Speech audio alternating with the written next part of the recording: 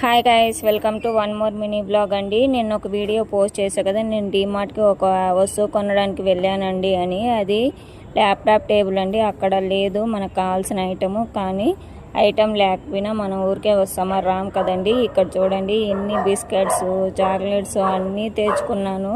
అసలు బిల్లే ఎంత అయిందంటే వీటికే ల్యాప్టాప్ టేబుల్ కొనలేదు కాబట్టి మిగిలిన ఐటమ్స్కి వీటికే 1000-2000 పెట్టానండి. అందులో నాకు ఇష్టమైన ఐటమ్ వచ్చి ఇది డార్క్ ఫ్యాంటసీ అండి. అసలు చాలా చాలా చాలా ఇష్టం నాకైతే. అసలు ఆ బిస్కెట్ ఇట్లా తుంచి లోపల చాక్లెట్ ఫిల్లింగ్ ఉంటుంది కదా, అది అయితే చాలా చాలా బాగుంటుందండి. అసలు ఆ క్రంచీగా సూపర్ ఉంటుంది.